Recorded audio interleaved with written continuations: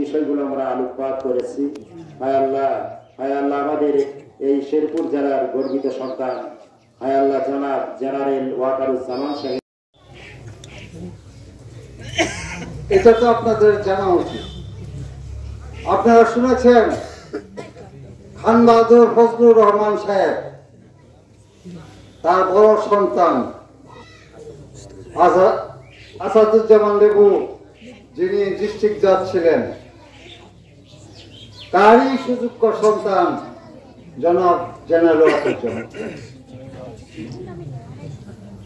আজকে আমাদের চন্দ্রকোনার সাথে কেন সে জড়িত, তারও কিছু স্মৃতি আপনাদের না জানলে কিন্তু আপনারা এটা বুঝতে পারবেন।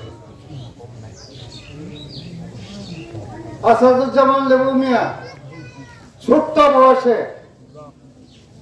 তার মাকে হারান। তার মামার বাড়ি হইল চরমদা চৌধুরীর বাড়ি। এই ছোট সময় তার মামা তাকে নিয়ে এসে এই বাড়িতে এসে বড় হয়েছে। তার মামির স্তনের দুধ খেয়ে স্তন ফিডার আসি না, তোর মায়ের স্তনের দুধ খেয়ে বড় হতে হতো। তার মামির স্তনের দুধ খেয়ে সে বড় হয়েছে এবং পরবর্তী পর্যায়ে এসে আমাদের ময়মনসিংহ জেলার ডিস্ট্রিক্ট জাজ ছিলেন। এবং আপনারা জানেন এখানে বলেছে প্রায় 22 জন পিয়ন থেকে আরম্ভ করে মানে পেশকার পর্যন্ত 22 জনের চাকরি, কোনো কিছু অনুদানের বিনিময় না, উনি মাগনা এগুলো দিয়ে গেছে।